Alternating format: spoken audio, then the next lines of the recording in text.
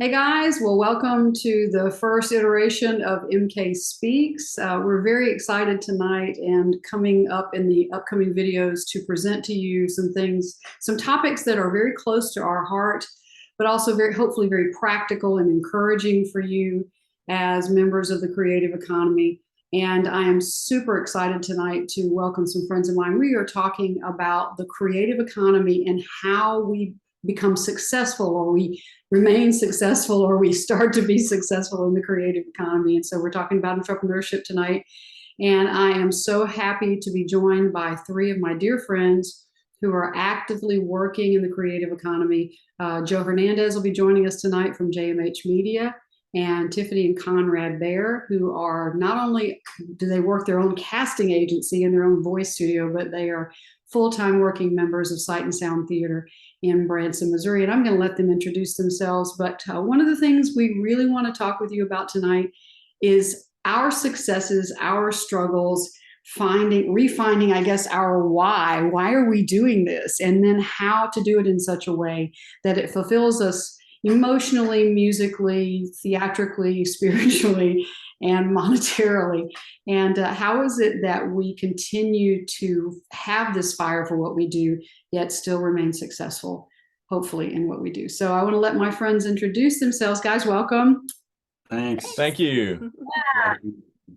We've got some things on the books to talk about tonight, but Joe, why don't you go ahead and introduce yourself to everyone? Yeah, absolutely. So my name is Joe Hernandez.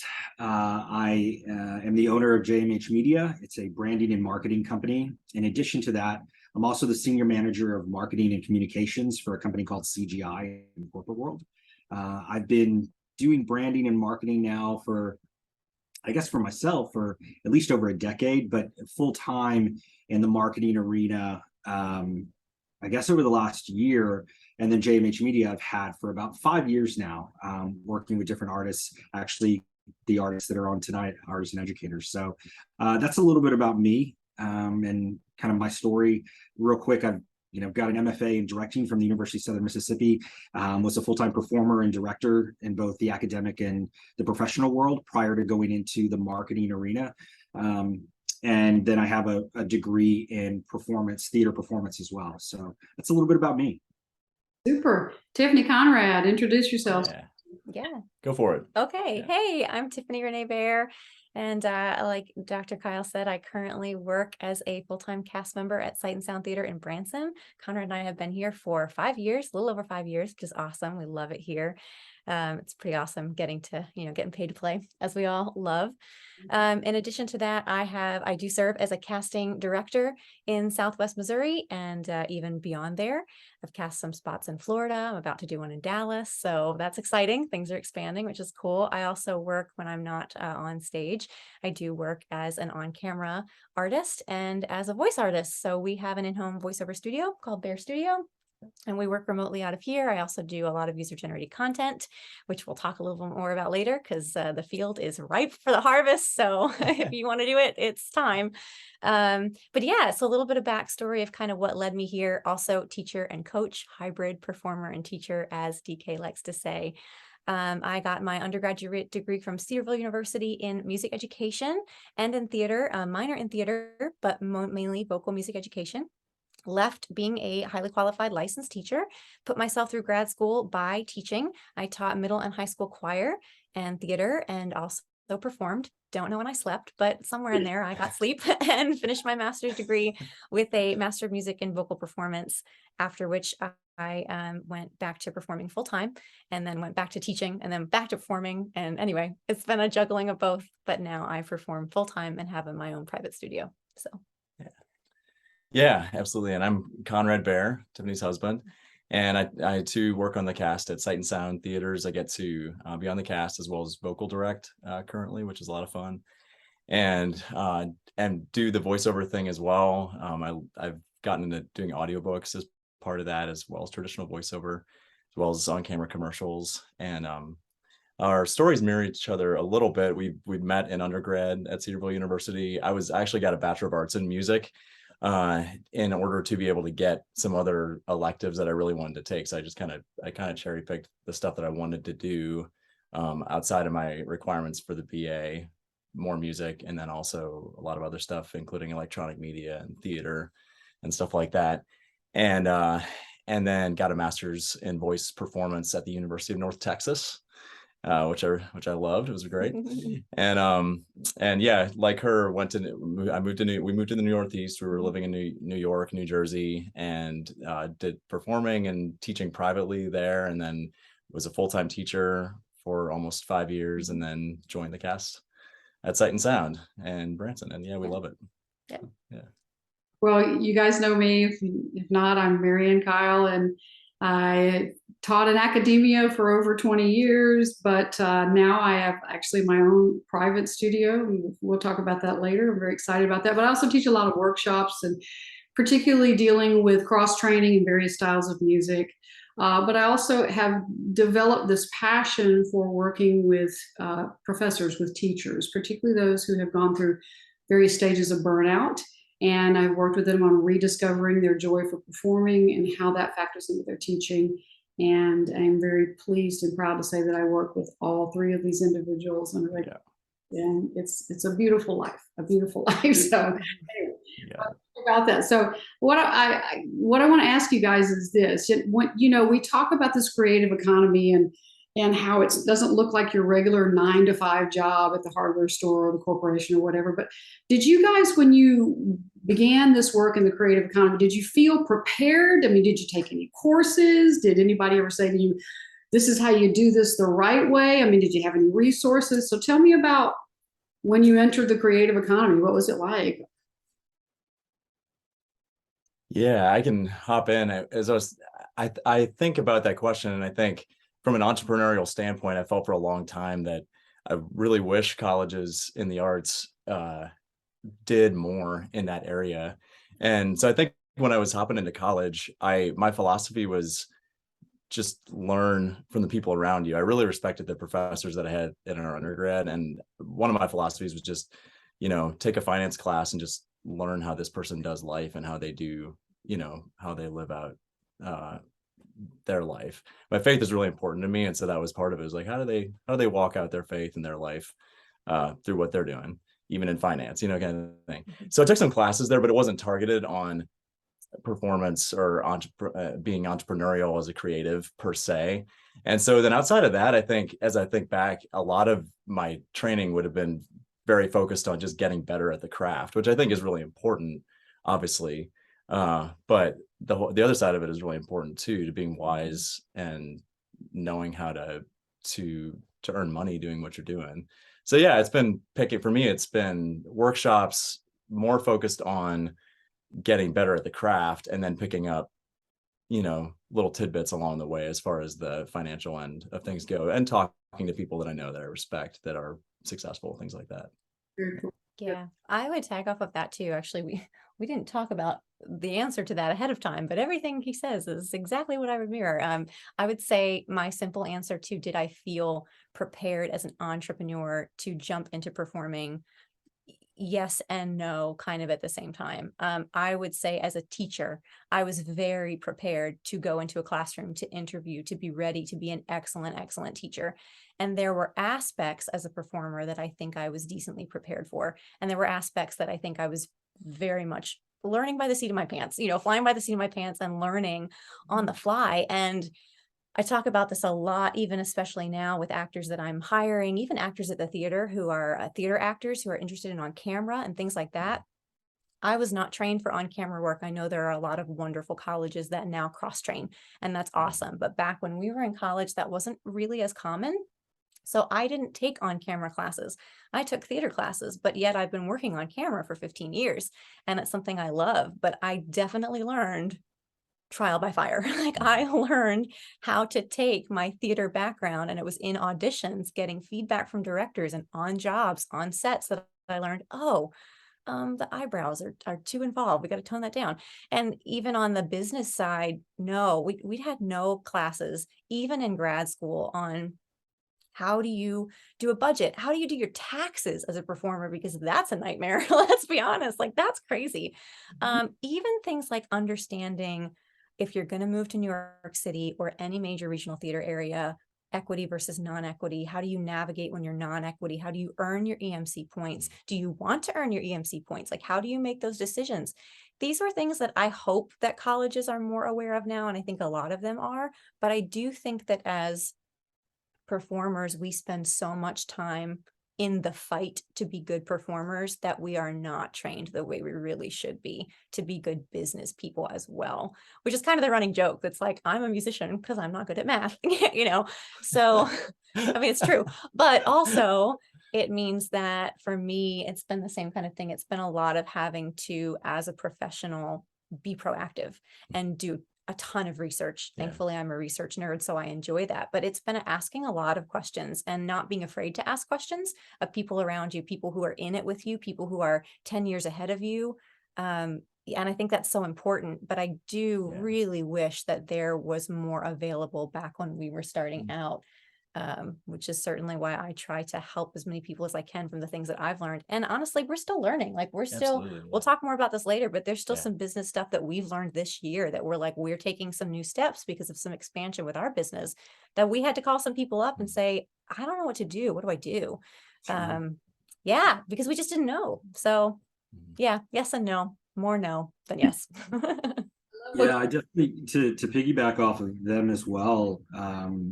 I would echo, for me in my undergrad, I was definitely prepared to go into teaching. And that's exactly what I did. As soon as I graduated, undergrad, I went in as a high school theater teacher. And then they had a journalism and media class that I taught as well.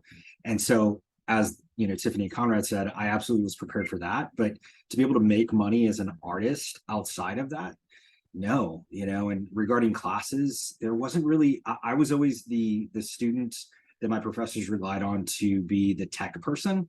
And I kind of leaned into that to say, all right, I like technology. I've always been a fan of, a particular brand of computer and that was creative for me. And I just leaned into it. And it wasn't until there came a season in my life in teaching that I felt like I could be a storyteller through the lens of a computer or through the lens of a website, or photographing, people for headshots. And so that's how I leaned into it. One, there was a need for money, full transparency, right? Like, I needed to bring additional income, but there was also a need to be creative. And as Tiffany talked about, those things weren't taught even when I was in graduate school. Now, granted, this was, over 10 years ago that I was in grad school, but they didn't offer those things to fully prepare you. They taught us how to be performers or musicians. They didn't prepare us to be the entrepreneur artist that we needed to be. And it for me, I called a friend of mine that was an accountant, and I said, how do I do my taxes? Like, how do I be an artist? And how do I make it where I don't have to pay later on? I know, right?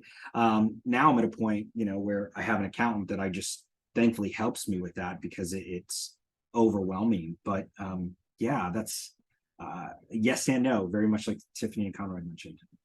It's interesting too. You guys said a couple of things that I think are amazing. One is that you were not afraid to ask other people for advice and opinions. And so the value, I think, of mentorship in what we do now in the creative economy, after the four of us, have come through our journey, I think the value of turning around and being able to mentor others in the information that we've learned and the experiences we've had, I think is such a great way to give back. And most of us don't know what we need to do, but what we do, just like Joe was talking about, is we fall into something that interests us that then becomes a passion. And because it becomes a passion for us, then we invest in it. And a lot of what we end up doing now that we love doing, that is a part of how we pay our bills, but also how we keep ourselves happy, is something that we fell into that we didn't intend to fall into when we were 18 years old, but it just happened, and it happened to fit with what we were doing. You're like, oh, this is great. And I think that's probably one of my biggest things I say to students all the time is, right now at 18 and 19 what you love to do, but understand that over time, other passions are going to develop that will feed into that as well, and not to be afraid that pulls you off task. So I think sometimes they think, oh no, I have to end up at the Met or I have to be on Broadway. And they don't realize that some of these other passions really will feed their soul and pay their rent at the end. Yeah. So true. Yeah, that's a great point. For sure. Well, one of the things, of course, we've just come through this pandemic. I guess if we have, we've definitely come through the worst parts of it. And so we were all four of us were working prior to the pandemic. And then we, of course, lived through the pandemic. Tell me how, in your estimation, from your experience, how things were in the creative economy for you before the pandemic, how the pandemic changed that for you, and then what is it like now? I mean, what are some of the things you're having to deal with now post-pandemic that are different than you did pre-pandemic? I mean, if y'all are okay with it, I'll start. Yeah, go for it. Mine is, for me, it was interesting that pre-pandemic, while I was working creatively with my company, JMH Media, it wasn't where it is today. And full transparency, when the pandemic hit, people recognized, particularly artists and companies, after the main kind of, I would say 2020, once we got the vaccines and things of that nature and things started opening back up again, people realized I need to have I can't bring people in all the time, and I need to be able to still see the work. And so for me, JMH Media, I had an influx. The creative economy for me grew to the point that I was having to turn, I think I only turned one client away, but it became so lucrative for me and fulfilling. I created JMH Media because I recognized a need in the industry. In order for somebody to have a website built, it could be thousands of dollars. With the company that I work for in the corporate world, we got a quote the other day that it was 10 grand for a basic website, nothing fancy. And when I hear that, I think to myself, us as artists, it's not that, I mean, some people may be able to afford it, but I don't want people to have to pay for that, right? Like that, they shouldn't have to have quality visual representation online to have to break the bank. And so when it grew, I was able to honestly lower costs, just like you would do any product. When you are purchasing in a greater bulk of things, the cost for goods comes down. For me, when I had more people, I was able to hire contractors, and all of my contractors that work for JMH Media are previous artists in some capacity. And it was important for me to give back. Some are former students, etc. But the economy with the pandemic actually helped my thing grow. Since we've kind of moved on from it, I've still come to the point that Tiffany and Conrad are, in my opinion, just geniuses at how they've taken, because I remember when we first met, where they've come to where they are today is just amazing. The growth, particularly in the film voiceover work, that is just, it's foreign to me. But I know, okay, well, Tiffany can build this reel. I'll make sure I know how to market it, but she's creating this content, or Conrad is. And for me, I recognize that it's not just a need that one person has. I think it's a tool that all of us need to be aware of. And so I've been able to continue to give back. And so I've been able to say, all right, I'm not going to take on this client because I want to invest in somebody else. Maybe it's a younger artist that's just starting out. So the pandemic for me, really, I benefited. I know that sounds bad, but I benefited from what was going on. Yeah, so that's the short for me. Yeah. All right. What about it, guys? Yeah, gosh, I honestly, in a different sphere, because I don't do branding. Actually, Joe did my branding and it's amazing. So it was very overdue and it's awesome. Yeah, it looks great. So yeah, it's phenomenal. I couldn't be happier. But not in the branding scheme of things, but very much in the on camera and in the voiceover world and stuff. I actually would echo the same thing. And this is not just exclusive to me, but I would say one of the biggest things that I've noticed as an artist, as a casting director post-pandemic, now that we have Instagram, Facebook, TikTok, especially TikTok, it has truly changed the face of how we do media, even as marketing companies, companies that I do casting for, and myself as an actor. In January, when we were off from rehearsals, I went ahead and re-upped my Backstage account because I was like, oh, I've got 3 weeks off. During the pandemic, we actually filmed a couple of remote spots. So I thought, well, maybe there's some more remote work out there. I had no idea it has blown up. Like, I can't even tell you how blown up it is. It's just absolute insanity. So a huge part of what I've done this year has been content creation, or UGC, user generated content.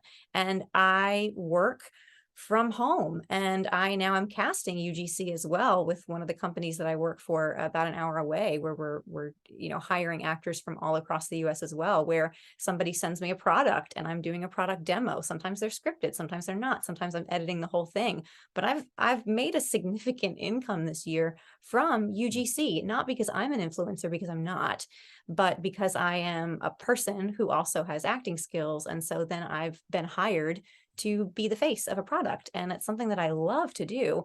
And the work is so plentiful. I think that's the very interesting thing to me, is that the thrust for remote work, we were already starting to see that happen, especially because I think the trend with especially millennials, people our age in their 30s, mid 30s, approaching 40, with families and stuff, were wanting more flexibility in their schedules. And so remote work was becoming more of a thing, but it's absolutely blown, like the roof is just blown off since the pandemic happened, where now companies that maybe were reticent to have remote work are really seeing that it's possible and it can work well, because of the pandemic forcing everyone to work remotely. So honestly, that's where it's like the harvest is ripe for remote work, whether it's as an artist or sometimes even in other jobs. Copywriters are huge right now. There's such a huge need for copywriters, for writing online stores and e-trade communities that need people to write. So that's another way that as an artist, if maybe you're not someone who wants to be in front of a camera, but you're good at writing and you're good at creative writing, look at some copywriting. You can work from home. It's amazing. And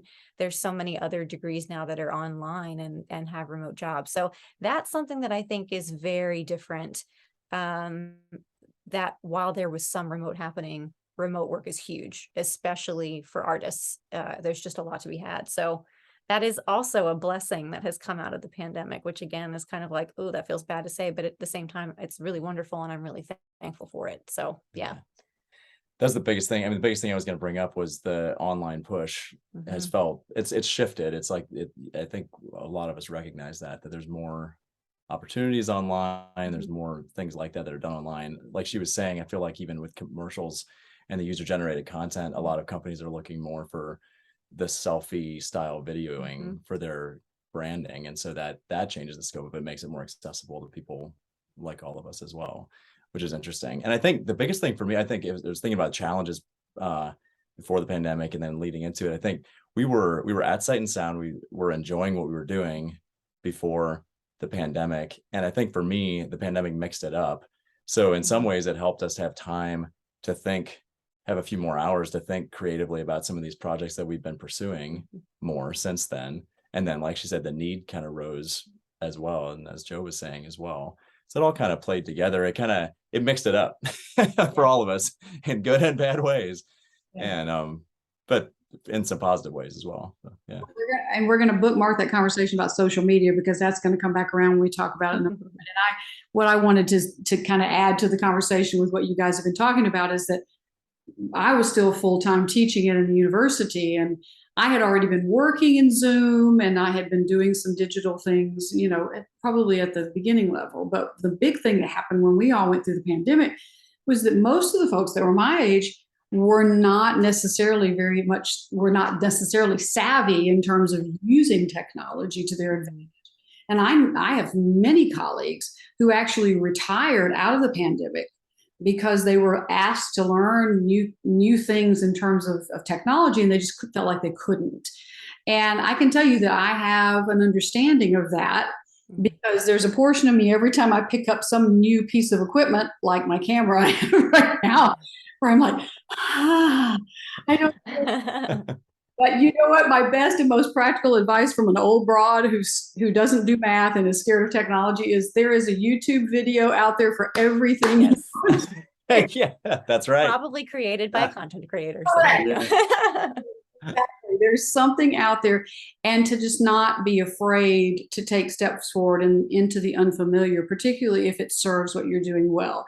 The other thing I noticed, of course, is that when we came through the pandemic, there was a lot of emotional to and fro about how what we do emotionally as artists was going to transmit via sort of digital media.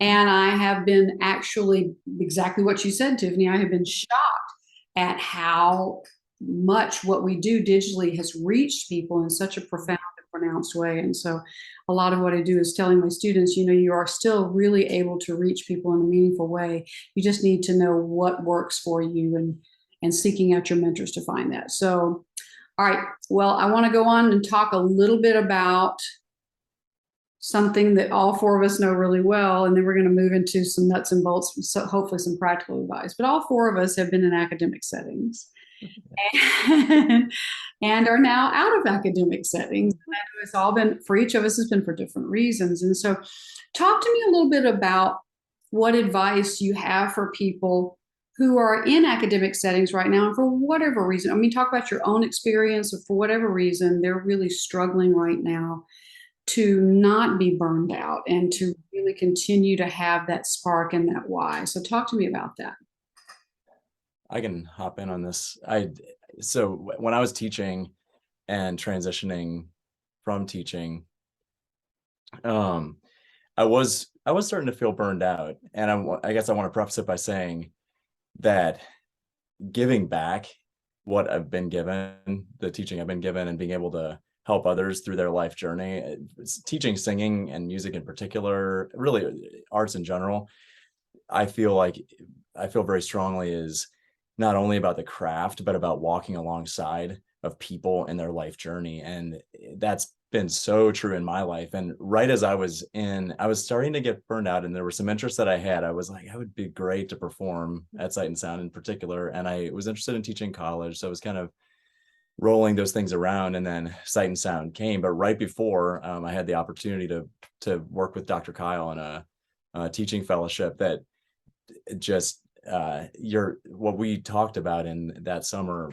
changed everything for me. I went back to teaching, and the whole idea of bringing empathy to the classroom and to the studio, where you're caring for your students in that way, and you're just really cognizant of where they're at, just what they're giving you, and that whole ball of wax, and how that plays into taking care of yourself as a performer, and allowing yourself as a teacher to find those outlets, not to apologize for them, not to feel bad that you're not performing full time, but to realize that we're artists and we teach and we perform, and it doesn't fit in this it doesn't have to fit in this little box. All of that was just transformational. So yeah. I think something that I love that you are very passionate about, Dr. Kyle, that we have become extra passionate about because of your influence in our lives, is that whole concept of remembering the why. And I think especially when you're in a position that's let's be honest, academia is incredibly stressful. Like it is, I think, way more stressful than being a freelance performer, to be completely honest.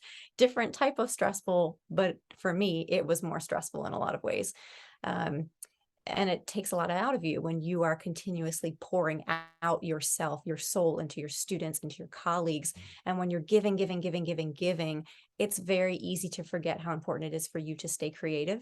So always remembering that why. And one of the things that I love that was so transformational for me, because at the time when we met and we worked in Germany, I had transitioned out of teaching full time and was back to freelancing. And honestly, I was very happy with my career. I was very happy with my career on stage, was very happy with my private teaching. I wouldn't have felt like I didn't remember the why or things like that. I actually was in a really good place. But there were things that I didn't realize I hadn't addressed in my own performing that were carrying into my teaching, that I just didn't realize. Things about negative labels that I had assigned to myself, or I had accepted that somebody else had assigned to myself, that were limiting me and I didn't even know it. That causes you to not be able to give fully to your students. And one of the things that was so transformational for me, you had said the comment of, when you are practicing in particular, don't practice as a teacher, practice as a performer. And man, that's so revolutionary, because I think as teachers, it's so easy for us to be like, well, I'm the teacher, it has to be right, and it has to be this and this and this and this, because I'm leading these students, and so if I don't get it right, I can't help them get it right. And we really put a lot of pressure on ourselves to be something that we are not created to be as performers. We're created to be just as creative as the next person. Like that's what makes us good teachers, is that we are joyful, free performers. And so the whole idea of embracing the hybrid, the fact that I was both, and fully embracing it. And the fact that they walked hand in hand together really helped me rediscover that joy, and just being able to pull out music and not worry about the notes having to be perfect and the language to having to be perfect, but being able to pull it out and just have fun and remember that what I love is to perform. Like, that's my first love, is performing. So being able to be a teacher performer that is this, and not I'm a teacher and a performer. No, I'm both. That was just huge for me, and infused so much more joy into my teaching and into my performing. And it's definitely changed the way I perform and the way I teach, big time, in both arenas. And I think my students would say they see the difference. So yeah, it's been huge. I love it. Yeah. Joe? Yeah. It's just listening to Conrad and Tiffany reminded me of just the journey I've been on since I met, Maryann, and when I studied with her and Dr. Kyle. There was something that I'll never forget that played into both my teaching and then walking away as well. For me, it was bigger than it. While the why was important, full transparency, I use that word a lot because I like being just completely honest. I was a graduate student getting my MFA in directing, and I was doing a show, and Dr. Kyle was the vocal coach. I was able to continue studying with her. I didn't pay for this class. She didn't ask me for anything extra. She invested in me. And I'll never forget that, because it very much carries into me being the artist, but the entrepreneur that I am today. Because there's sometimes that people just can't afford certain things. And I believe each of us on the call have been given a gift, right? That from above, that is said, we are gifted both as performers, directors, clinicians, teachers. And when I went into the academic world, being a full-time professor, I saw that the thing that was missing was passion from a lot of artists. And whoever's watching this today, these educators, you're an educator out there that very much is like, maybe have been doing it 20 years, as Dr. Kyle talked about. I'd been teaching 15 years when I walked away a year ago. And you become complacent sometimes and satisfied because you think this is all I can do. But I learned very quickly, I have so much more. And the pandemic for me, Tiffany and Conrad, I believe y'all's timing, y'all walked away from teaching right before the pandemic started, or maybe a year or so before. For me, I was in the midst of it. And I'll never forget 2020, I accepted another full-time teaching position, moved to what I would have considered the dream job. Nothing could have prepared me to be an educator and an artist in that arena for what I had to endure. The frustrations and the challenges, and to Tiffany's point earlier, it is harder than being a full-time performer or director. It was overwhelming, and I couldn't find my joy no matter where I went, no matter what I did, no matter what show I was directing. What I found was the only time that I was finding joy, it was when I was giving back to somebody, to a student. And there was a time it was a year ago this November that I said, actually it was a year ago today, I was on a plane to see my mom, who was in the hospital. She was diagnosed with stage 4 liver failure. And I remember being on the plane thinking, how am I going to do this? How am I going to care for my mom? I'm a teacher. And I'd labeled myself, and other people had labeled myself as, well, you're not a director anymore. You're not an artist or performer anymore. You're a teacher, and that's all you are. And I remember thinking to myself, I'm so much more than that title. I know that I can do more than that. And I am somebody that, like I believe everyone on this call is, I'm not afraid of saying, I'm going to step outside the boat and say, I'm just going to go for it. Now, my wife was a little more reserved and like, how are we going to pay for things, right? I just knew that God would provide for me and that job would come. And it has, through the work that I've done. I miss moments of the academic world, but at the end of the day, I miss the students. I miss being able to daily work with certain colleagues. But then I have moments like this tonight that I'm reminded of, we're still so connected through technology that we're only a phone call or a Zoom away. And so for those other teachers like us that are still in it, it's never too late. That's the other kind of last piece that I give. You can always step away. It takes a lot of hard work, but everybody on this call, we are so driven and passionate. my thought is pick up the phone and give us a call. We'll light a fire under you if you want it. You know what I mean? So those are my thoughts. I don't know. Yeah. Yeah, good I stuff. think, and I think there's so much creativity in what we're sharing about tonight, and just in this particular moment of us all being together. Some of us reminiscing about our connections, but also remembering the things that fired us up in the first place. And to be honest with you, I think those things transcend the job. I mean, you can be in an institution or you can be out on your own, but those are the qualities that are with us regardless of where we are. And I know some people will say, well, you know, a full-time job, if you need a full-time job, if you know, happy people are employed people. And I challenge them now, after being in an academic setting for 23 years, you know, you basically are you, whether you are at an institution or a theater or out on your own, your gifts and your will to do things and your heart and your talent go with you.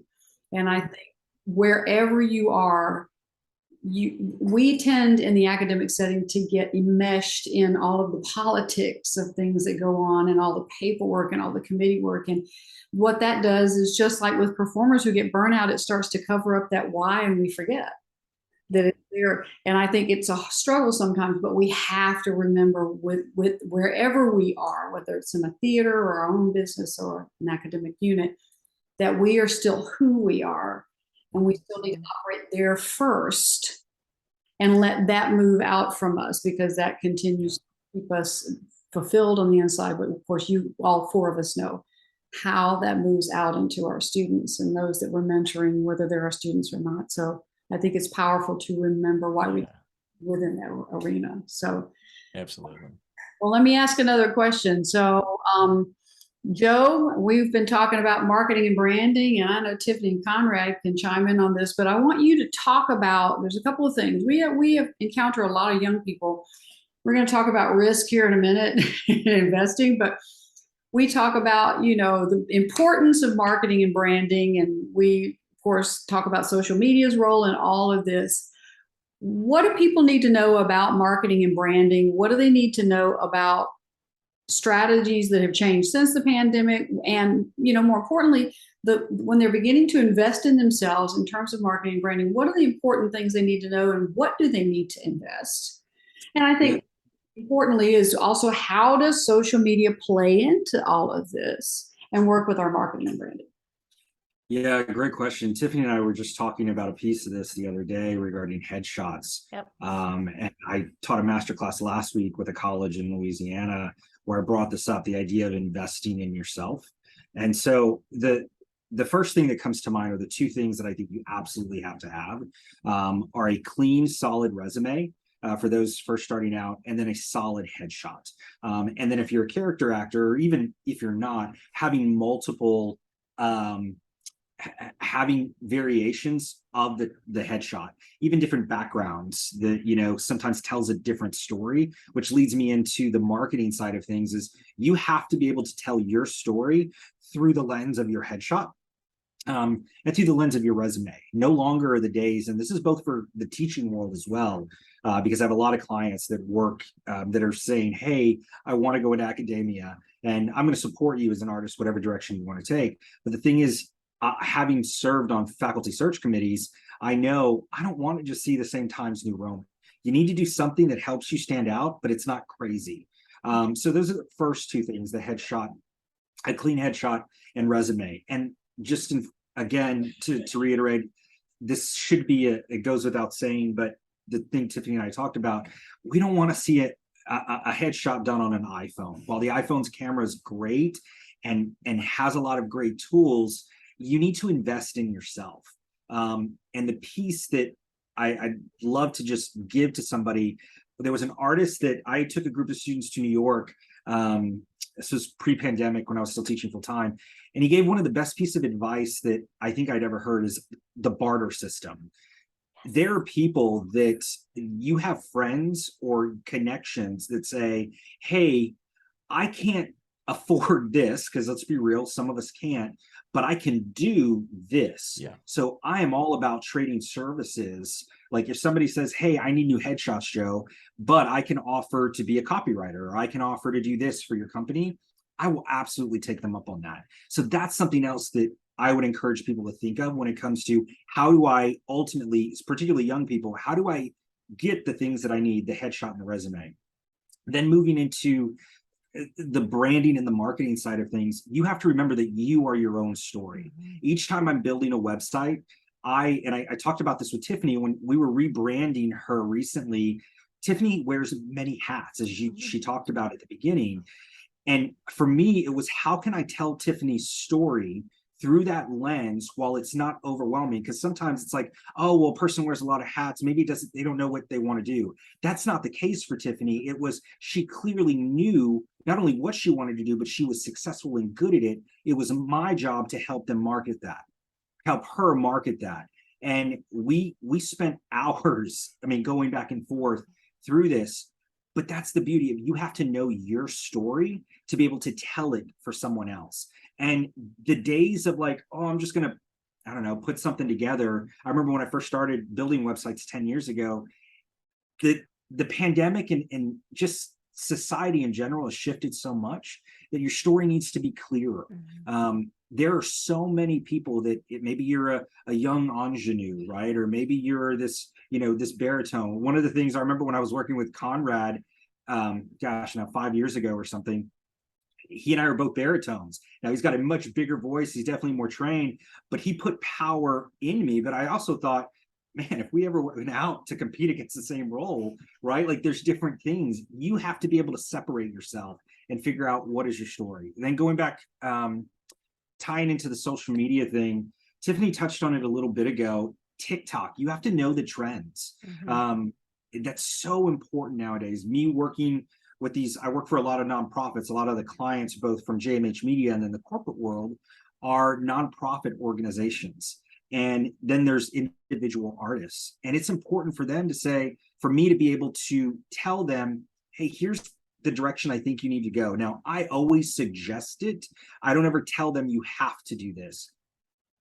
With that said, and I am still this way, we need to be willing to hear someone else that's taken the road already, maybe taken the wrong road, and learn from it so that we know, hey, wait a second, Tiffany knows what she's talking about. Maryann or Joe, we need to listen to them. One of the things that I feel like with this generation of younger, first starting out is full transparency. I feel like they think they know it all. I was that person. Like, I'm guilty of it, right? Oh, I don't need somebody's help. I need it, but part of the marketing piece is growing organically and not paying for it. And here's the difference. I will, one of the social things that's happened recently particularly with the increase in TikTok, is Facebook has had to adjust the way that they use their algorithm. So when iOS 14.2 came out, there's a tracking thing. I don't want to get into the weeds with it, but the thing to know is that you have to, it's no longer just a picture. You have to incorporate some type of animation into what you're posting, because the algorithm will shift and get you more organic visibility, which costs you less, but your click-through rate is greater. These are all things that you need to, it's not so much that you have to have them. They're very good to know, and you can post, however that you want, but engagement and authenticity, I think, is always important. Something that I got from you, Maryann, that I still use today in every masterclass when I'm talking about branding, is about be good people first. Your brand will grow in such an organic and powerful way. Be kind. That's exactly right. Like, it's about being good people first. And don't go into something when you're marketing yourself thinking, well, I need this job or I need this role. You have to approach it in such an authentic, genuine way. It's living proof. I've seen those that have amazing talent that haven't been successful, and those that maybe aren't as talented, that I'm building their website and branding, that are just good-hearted people. I've seen their success skyrocket. I have a former student that recently made their Broadway debut. They're just a good person, and they work hard compared to this other people. That's a big thing. And you think, well, how does that play into marketing and my branding? It all goes back to your story. the story of who you are, the authenticity and the genuineness that you bring, it shines in every platform that you are on. People can see a fake when they see it, right? And while I could give you tool after tool, that's probably the best piece of advice that I can offer both to educators who are teaching this next generation, and then that young generation, is authenticity, and then be kind to people. It will carry you a long way, and it's going to help your story when you are putting yourself out there on social media, everything from TikTok, Instagram, Facebook, etc. Hopefully I answered the question. I don't know if Tiffany and Conrad have thoughts on that, or etc. What do you think, guys?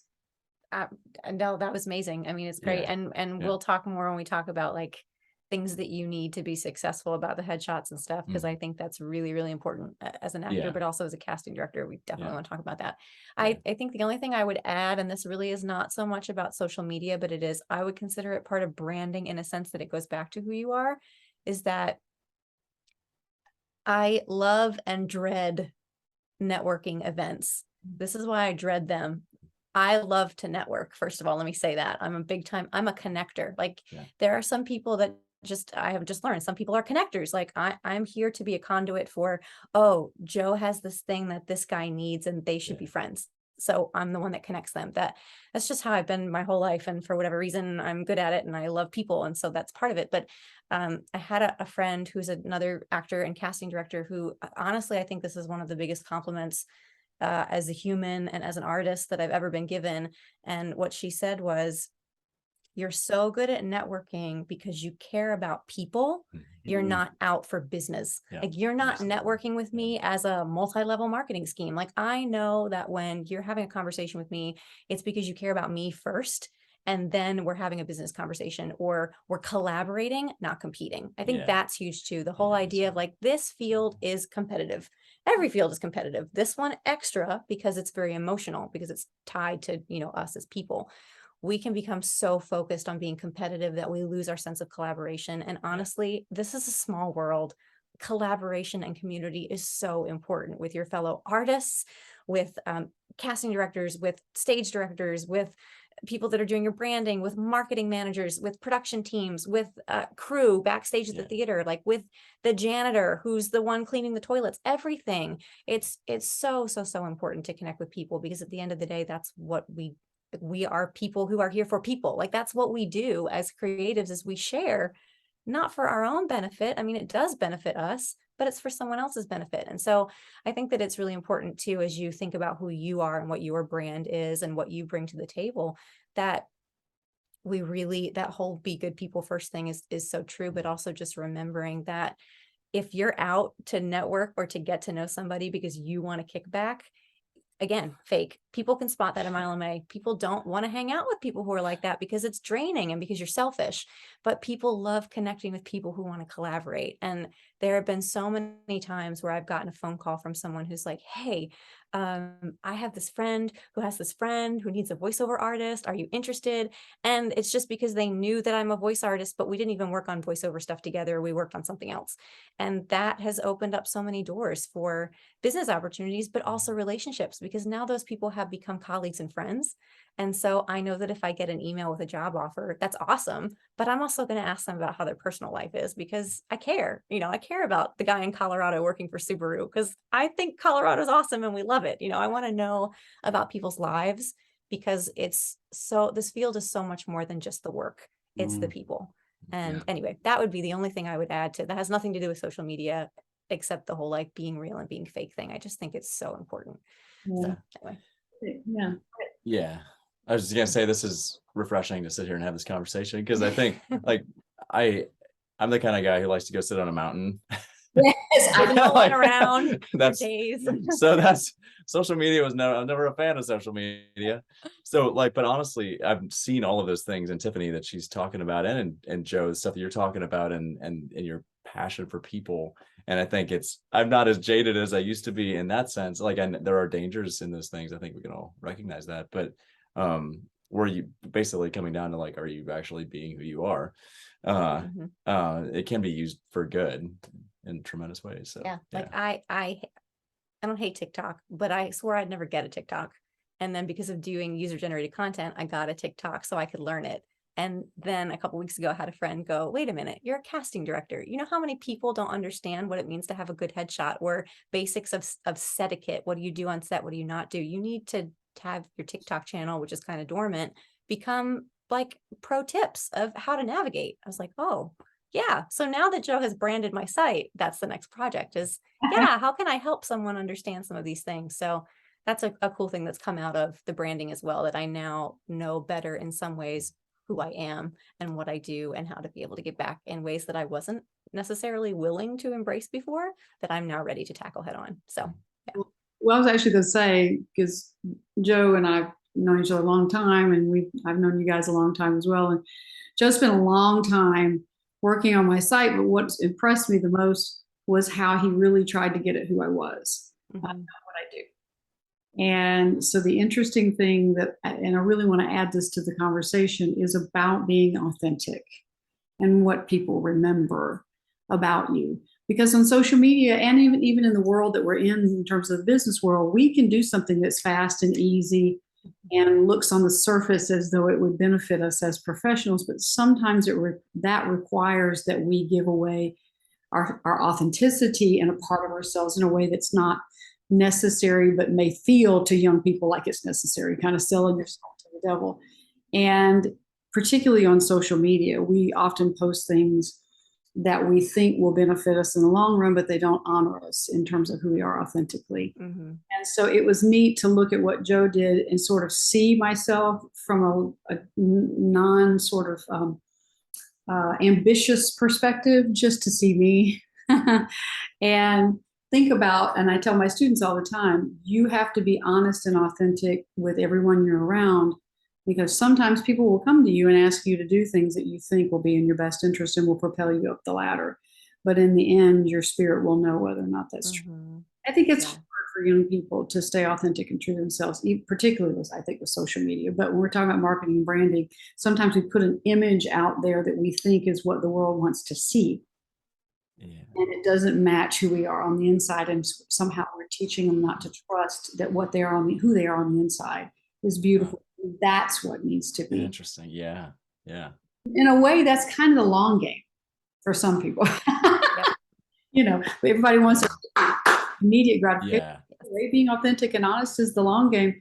Maybe that's a part of building your brand and also building your success. So anyway.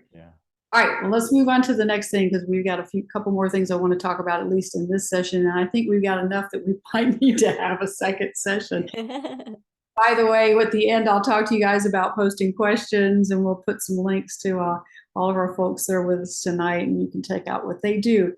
But one of the things we talk about in this business is taking risk. And we feel like we spend our entire career taking risks. But there are some very authentic risks that we have to take as creatives when we're setting up our business. And what I want to ask you guys about is, how do you feel? What did you think about taking risks? Like, for instance, we were talking before we got on tonight about, I took a big risk. I bought a very expensive camera. And I have learned to use and have been to death. My Shih Tzu actually chewed up my lens cover earlier today. Oh, no. I had a heart attack until I realized that they were cheap and I could find another one. But anyway, so we all take risks. One of my big risks is letting someone else do my taxes. We talked about taxes earlier, setting up my own LLC and letting an attorney set that up for me. At my time, that was what I needed to do. And so, but let's talk about taking risk, and let's talk about budgeting for your creative business. I mean, what do you think when you're starting out is on the list of must-haves that you need to have when you're starting out in this? Oh my gosh. I'm like, who wants to speak first? Because there's so many. Some of it depends on what facet or facets, how diverse you are in your career and what you're focusing on. I do think that there are some kind of like no-brainer basics that across the board as an artist you need. A well-working laptop is one of them.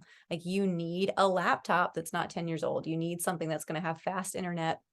Speaking of which, fast internet, that's one too. That was one that we actually had to take the plunge and get fiber optics this year, because our neighborhood is relatively new, so they hadn't installed fiber optics yet, and we were kind of putting it off and putting it off, and they finally installed it, and we were like, oh, but it's expensive.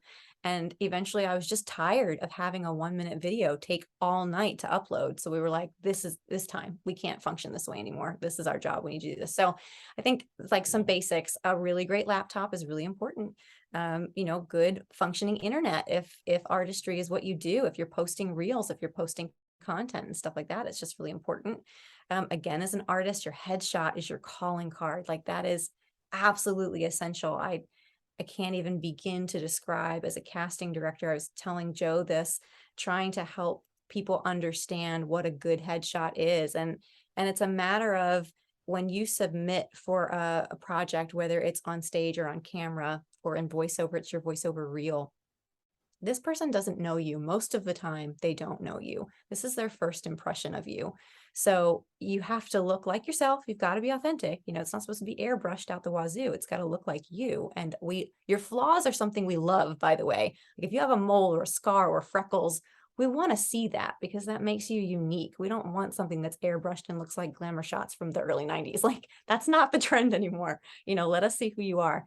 But we want to see who you are, and it needs to be good quality. Same thing with your reels, whether it's, singing reels or commercial reels or whatever. And if you don't have one, cut one, go get a friend who has a camera or has a really good iPhone and practice some stuff and put it in a reel and learn how to use iMovie and put something together. So I think if you're doing user generated content and things like that, a really solid iPhone or Samsung or like a smartphone is also, technology is really important. I guess that's what we're getting at, is technology is really important in that too. Yeah. But on the flip side, like business practice, knowing someone who can help you with taxes and stuff like that is equally important. And something that we often overlook as artists, but so important, because that'll definitely come back to bite you in the butt if you're not careful. Anyway, so those are a couple of first things that come to mind of like essential things. Yeah. Go ahead, Conrad. You go ahead. No, I was just gonna say that I think knowing your field and knowing what you need for your field, with reels, headshots, but also like I can be a person that is daunted sometimes by that. It'd be like, how much do I need to risk? And I think at some levels, like for a person like me, it's like, okay, just like you need good budget equipment. What do you need? Again, talk to people you trust. Like you can figure it out this way. When I was starting voiceover and trying to buy equipment, I found a guy that I really liked his sound. And I was like, I talked to several different voiceover artists and I was like, what do you use? and then he actually, it wasn't super expensive. And so I kind of talked to several different people. I was like, okay, I can afford to buy this and this, and this is going to give me the best sound for what I need right now. And then I think a part of it too, in addition to like good budget equipment, knowing what you need, at, like you were saying, Joe, with your headshot and a reel or something like that, your resume, some really good basic stuff, learn what that is for whatever you're doing. And then a story that comes to mind is a story related to develop and trust your instincts. Because like, I think we're talking about like, be who you are. And some of that of who we are is like, we have to learn to trust our instincts, and we might do something stupid and then we learn from it and grow. But I think back to when I was in New York and I was getting into voiceover, and I'd already taken some workshops and things, but I was kind of getting caught in workshop syndrome where I was like taking workshops and I was trying to kind of throw everything against the wall and was spreading myself a little thin. And I got a really good callback. I got a really good meeting with the guy who represented Liam Neeson in voiceovers. It was a really good voiceover agent. And honestly, I wasn't prepared. And the advice that he gave me was, he's like, listen to things online, like, or listen to voiceover spots, and you just use your instincts and grow. Yeah. And I was kind of in this thing where I was like trying to like just hear so much advice that I hadn't really pared it down. I was like, I know that, like, and I know I have good instincts, I mean, I can grow, and so that was really good advice. And he was just like, you don't have to spend a ton of money, just work, and so I think the simplicity of practice is huge as well, and it shouldn't be minimized. And risks, I think, action cures fear is one of the biggest things that I think has been given to me, and that comes back is just like, take a step, go do something. I love what you, I want to say that again, what you said about practice. Say it again. Yeah, the simplicity of practice can't be overstated. And And the we importance of it. Yeah. tend to try to do too many things, particularly when we're young. We tend to have natural ADD and we want to do all of these different things, and we forget it is this practice. We're going to be practicing more than performing, and we don't allow ourselves to practice and bring in it's that simplicity of putting one thing in rather than 10 things that might stick, just that one thing that becomes profound. I like that a lot. Joe, Yeah. what do you think? Yeah, I think from the practical standpoint, tools that I think kind of must-haves are a good ring light and a good tripod. Nowadays, with what we're doing with whether it's user-generated content, or whether it's you're on a Zoom interview with maybe a theater company, you want to help yourself stand out in some capacity. Tiffany touched on having a good camera phone, but nowadays if you go on Amazon, there's so many companies that are making tripods that have heads, if you will, that you can attach your iPhone, or you can attach a ring light. Some allow you to attach both at the same time. And there are microphones that you can connect to it as well, or have a lapel if you really want to get advanced, but they're all inexpensive. And when I say inexpensive, $100, it could get you like a fancy thing. Like, I buy tripods sometimes that are not. I have a buddy of mine who's like heavy into the commercials. He's shooting commercials. His gear is way more expensive than mine, but I can still do the same thing for what he's doing for like a third of the cost when I buy a Amazon Basics tripod. It does the same thing, right? Or a Amazon ring light that's an 18 inches one or something. Those are those things that I think are essential for you to have. But something else to know, I think, that isn't talked about, that I always tell my students, so many of students who are graduating right now are leaving college with debt, right? And there's a big talk in the economy about if you don't have parents that are able to help you pay for it, then you take out student loans, or maybe you get a scholarship. One of the things that I think is beneficial for people to know is that if you have student loans and you are an artist that can work for a nonprofit in some capacity. So where I met Tiffany, for example, at Children's Theater Charlotte, they are a nonprofit organization. Because I was able to work for them and many others, you qualify for loan forgiveness. Now, you have to do it for 10 years, but you can apply for that loan forgiveness. That's something else to just be self-aware of. So when it comes to like, what are the tools and the must-haves, you may be afraid to say, oh, well, I can't afford to do X, Y, and Z because of this. The reality is like, you can. There are income repayment plans for your student loans that you can qualify for that are great for you, so that you can afford these things. And if you don't know, it's going back to, let me ask somebody who's been through it that may be able to help me. But from the other practical standpoints, the light, the camera, you'll eventually get to a point that, hey, let me invest in a nicer high-end 4K camera. But the reality is you can put your iPhone on this thing, turn it around, and shoot it for yourself, and you'll be good to go.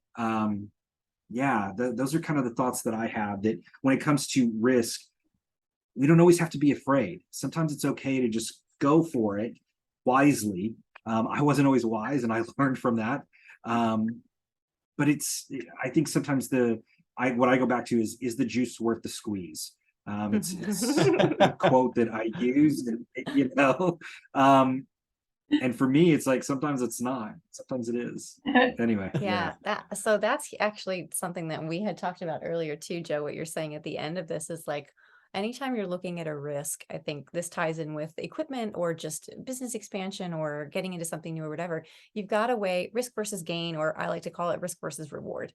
And, when you're starting out, like, okay, example, in January, when I started doing UCG, I had an iPhone 7 and I had one ring light and I had a green screen. And then as I did more work and I earned more work and I became better, then I was able to say, okay, now I'm going to invest back into taking my business up a notch, because I have gotten to the point that I have grown to the point that I need to either stay stagnant if I stay here, or I need to kick it up a notch. And in order to do that, I have to invest. So I think being self-aware and knowing as you are growing that it's a journey, you're not necessarily going to be, like, as voiceover artists, You don't make your demo and then go buy the $5,000 Neumann mic. That you can, but I wouldn't recommend that. Buy a Rode. It's a solid microphone. It's very well respected. Yeah. You get, I love our Rode, and then eventually as you work up and you have an agent and you're getting steady jobs and you go, hey, I've been doing this for a couple of years. My level of reward is now saying it's time for me to take an expansion. I'm going to take the risk to take the next step because it makes sense. And I think being self-aware is important. I think also having counsel is important. Like, don't be afraid to ask people around you that are further down the road or colleagues to say, hey, I'm thinking about this. What do you think about this? What did you do? Same thing that Conrad said. Go online and find people that are doing what you want to be doing and send them an email and ask them, how did you get to be where you are? Tell me your story, to learn. Again, that's that collaboration thing. Learn from the people around you. And it's okay to not be ready to take that risk. Take the baby risk, then take the next risk, take the next risk. And over time, you'll continue to grow. But it's a journey and it's a process. And so don't look, the whole fear thing, analysis paralysis, like we can be so caught in analyzing every single little thing that we're not willing to take a risk. Take a little one, start with a little one that matches where you're growing to, and then continue to grow from there. It's not always about jumping off the cliff. You got to ladder steps, one step at a time, and eventually you'll be at the top of the ladder because you've grown there. So I actually was thinking about this the other day because I love this. I think it's an Eleanor Roosevelt quote where she say, "I endeavor to do something every day for which I'm afraid." That quote has led me for a lot of years, and so right now I'm in this fitness journey, and I'm about to do a Spartan race. And what some people don't know is I have actually planned a year from January to do the Iceland race, which is a 24-hour race, which whoa, scary stuff, but I'm training towards it. And I think that's probably, when I'm talking about taking risks, one of the things that I think it's important is we are constantly preparing as artists to do the next thing. Mm-hmm. And sometimes we just have to be comfortable with being in a state of discomfort. It's just what we do. It's not like having a job even jobs in corporations now are not givens. We can lose those in a heartbeat as well. But, basically, we have to be comfortable being uncomfortable. But I think there are a couple of things you guys have said. One is that I think mentorship is important. Seek out your mentors, ask questions. We're here now for you. I'm going to post links at the end of this that you're going to be able to get in contact with us and seek out your mentors. We're all here to help you. But I think also just practical things. There are things that I shy away from that I'm scared of, like math. So what? Amen. I found somebody who knew how to do my taxes, and I just said, okay, I'm gonna invest in this. The first time I paid my own health insurance in 25 years was 3 months ago. I had sticker shock, but I also knew that it was a necessity. I needed to invest in it. And so I think there's a risk with everything we do. So I know we've been at this a little while, so I want to ask you guys, because we can come back, and what I really like to do, if you guys are game, is talk about things like partnerships with the corporations, partnerships with civic partnerships, and how what we do can tie into those partnerships and help what we do get our message out, not just in terms of profitability, but just in terms of where our hearts lie, and how do we form partnerships, much like we have all done. How do we form honest partnerships that we really think can feed what we do and also get us out there and working? So I would love to talk about that. And I know I've got somebody I want to join us who knows a lot about, she actually has her degree in arts administration, knows a lot about sort of the ins and outs legally of how this works. And so I'd love to get her looped into that. But to close off our conversation, what do you guys want to add to this whole conversation about, entrepreneurship in the creative economy, where you are now? What's your best piece of advice? I think work hard and take care of yourself, because I think that's one of the things that's come to our minds is that we have been really busy. And I think the importance of going back to some of the stuff we said before about be who you are, I think you have to take care of who you are. So learn those things that feed your soul and do them. And, that's a journey that we've been on. And so as you take a risk and you invest, if it pays off, then you need to also balance that, make sure you're not spending too much time investing to the point where you start losing who you are, right? Yeah. So that's one thing to Yeah, I think I would agree with Conrad, and I would think of it in two different ways. And we've actually already touched on this. I love the whole phrase of, yes, I'm a performer and I'm a casting director, I'm an actor, and I'm whatever. Yes, I am those things, but that's what I do. That's not who I am, and I think it's really important to remember that, yes, we're performers, but that's my identity is not, I'm first and foremost a performer. My identity is I'm Tiffany Renee Bear. I am a lover of Cirque du Soleil, Disney, Masterpiece Theater. I'm a cat mom. I'm a wife. I love boba tea. Uh, all of these other things are who I am. That just happens to come to life through what I do, which is create, I'm a creator. So I think that that's really important to know who you are and your identity outside of just your work and your field. I think it's so easy, especially as artists, because it's so wrapped up in who we are, that it becomes our identity, and it becomes very unhealthy. And that kind of goes into what Conrad was saying with the work-life balance. I think especially when you're performing full time, or you're doing anything that's freelance, especially, you're juggling auditions, you're juggling a survival job. As soon as you book one job, you're looking for the next one. If you have representation, they're the ones that are booking you the next job, but you're still running around all over the place. And it can be very easy to become so all consumed by the field and by the work that you forget to live, in an effort to create a life for yourself as a performer. You really kind of let life pass you by. And I remember and think back to especially times when we weren't here at Sight and Sound and had, year-long contracts, where I was freelancing and constantly looking for auditions. And it got to a point where it was like, I can't take a vacation, because what if a really big audition comes up, or what if my agent calls the job and I don't want to say no to it? So I just didn't do stuff. And that's so incredibly unhealthy. And even for us at the theater, like, we're very blessed that they give us PTO, and they're like, guys, get out of the building, go take a vacation, go take a staycation. We took 3 days and we stayed home and just did stuff around the house. And it was probably the best thing we've done all year. It was just so nice to have some downtime, to step away from what we do and remember that's not my identity. I'm so much more than this. And remember to live, have hobbies, build your relationships, don't lose sight of your friendships, things like that. Like, please make sure to have that work-life balance. And I know it's so hard when you're building, your career, but it's so important. So, yeah. Yeah, I think the only thing that I would add to that, just as like hey, remember this, Tiffany touched on it at the very end. People, I've talked about it already, but people matter. And I think moments like tonight remind me and rejuvenate my desire for not just the work, but for just human connection.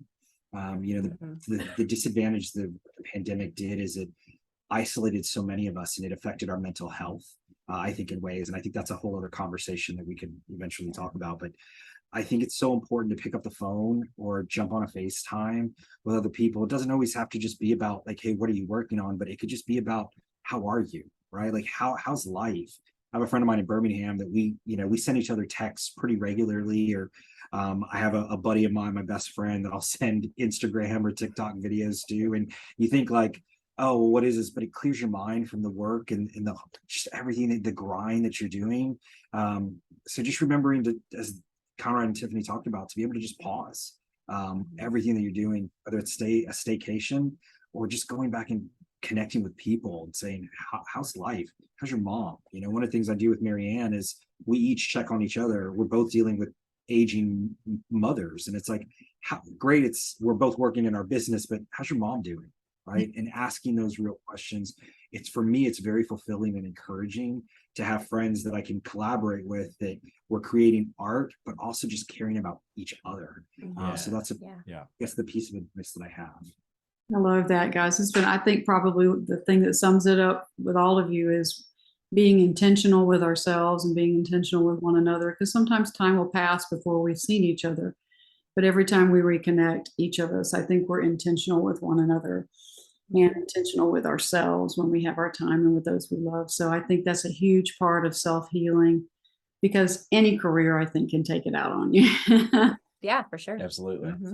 Okay, well, I would love it if you guys would join us again to talk about some practicality in terms of making those partnerships happen. And again the next time, but I just want to thank you all for joining us tonight. And if you guys are great, and if you guys are watching, we're going to post links. All these beautiful people that you see tonight, you're going to have links to their websites and some information about what they're doing professionally. And also, we'll have a place where you can log in some questions if you have some questions of us tonight. So anyway, we are so thrilled you joined us tonight, guys. Thank you so much for everything. Yeah, thanks for having us. Yeah, It's thanks for our having us. pleasure. It was Yeah. great. See you next time.